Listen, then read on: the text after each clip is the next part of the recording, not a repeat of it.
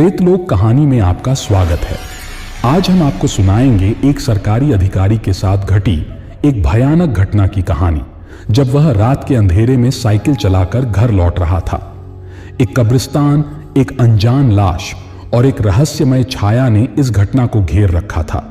उस रात कुछ ऐसा हुआ जो उसकी जिंदगी को हमेशा के लिए बदलने वाला था।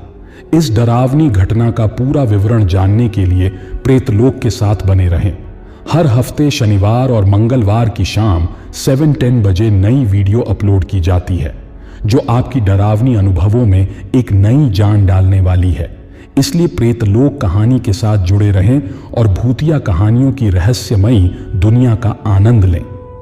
मैं कुछ हफ्तों के लिए वीडियो नहीं डाल सका क्योंकि मेरी कुछ निजी समस्याएं थीं। इसके लिए मैं क्षमा चाहता हूं। और जो लोग इस चैनल पर नए हैं, कृपया चैनल को सब्सक्राइब करें। तो बिना किसी देरी के सीधे कहानी की ओर चलते हैं।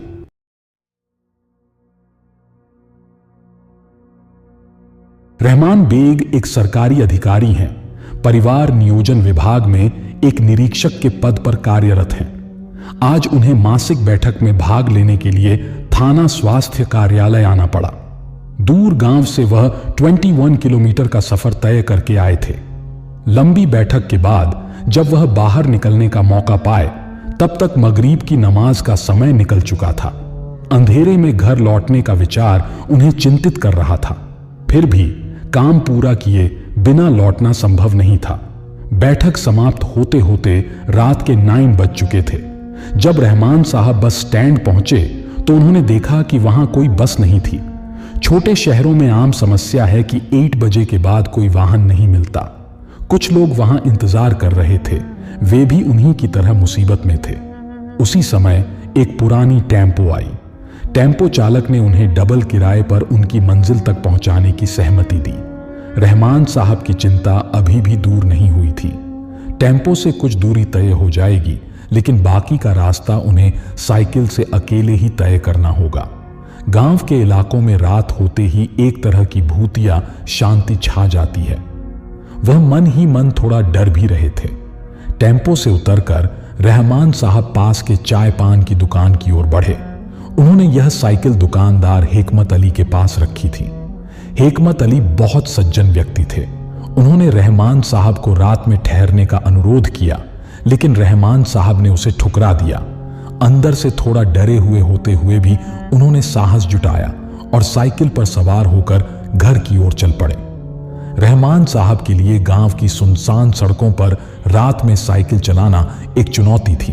आकाश में चांद देखकर उन्हें कुछ राहत मिली, लेकिन इस सन्नाटे में कुछ तो अजीब सा लग रहा था।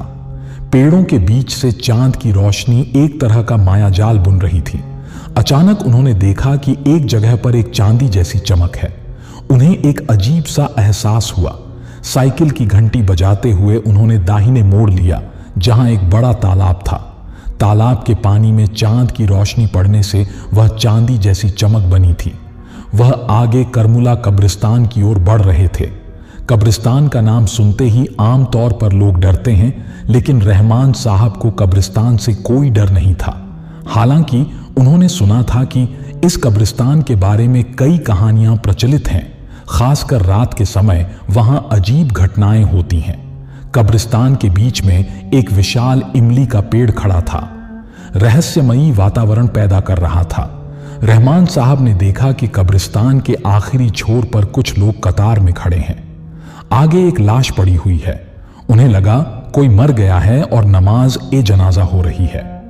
वह साइकिल से उतरकर जनाजे में शामिल हो गए। अस्सलामु अलैकुम कहते हुए जब जनाजे के अंत में बाईं ओर देखा तो पाया कि वहां कोई नहीं था, सिर्फ वह लाश पड़ी थी। रहमान साहब के शरीर में एक ठंडक फैल गई। उनका गला सूखने लगा। वह एक कदम भी आगे नहीं बढ़ा सके और जमीन पर गिर पड़े। घने अंधेरे में पेड़ों की पत्तियां हवा में सरसराने लगीं, जैसे कोई अनजान कुछ उनके कानों में फुसफुसा रहा हो। रहमान साहब का शरीर उसी कब्रिस्तान में निष्क्रिय पड़ा रहा। रहमान साहब के गिरते ही कुछ पलों के लिए सब कुछ शांत हो गया। कब्रिस्तान की वह अंधकार और शांति जैसे उन्हें निगल रही थी।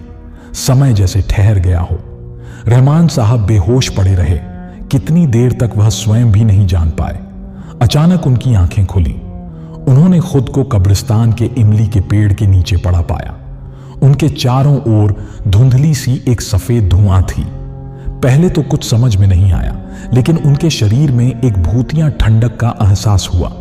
वह धीरे धीरे उठ बैठे, लेकिन उनका शरीर भारी लग रहा था, जैसे वह किसी अदृश्य शक्ति से जकड़े हुए हों। चारों ओर देखा तो वह लाश अभी भी वहीं पड़ी थी, लेकिन इस बार लाश के पास एक अजीब छाया खड़ी थी। रहमान साहब चिल्लाना चाहते थे, लेकिन उनके गले से कोई आवाज नहीं निकली।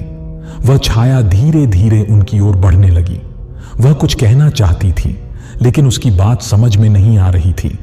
रहमान साहब ने अपनी पूरी ताकत से वहां से हटने की कोशिश की, लेकिन उनका शरीर हिल भी नहीं रहा था। ठीक उसी समय पीछे से एक परिचित आवाज आई, अल्लाहू अकबर। अचानक रहमान साहब का शरीर जैसे छूट गया और उन्होंने पीछे मुड़कर देखा कि एक बूढ़े व्यक्ति ने हाथ में एक लालटेन लिए हुए उनकी ओर आ रहे हैं। वह हिकमत अली थे, वही दुकानदार जिन्होंने रहमान साहब को रात में ठहरने का अनुरोध किया था। हिकमत अली तेजी से आकर रहमान साहब को उठाया और उन्हें जल्द से जल्द साइकिल समेत कब्रिस्तान से बाहर निकाला। कब्रिस्तान से कुछ दूरी पर पहुंचने के बाद हिकमत अली रुके।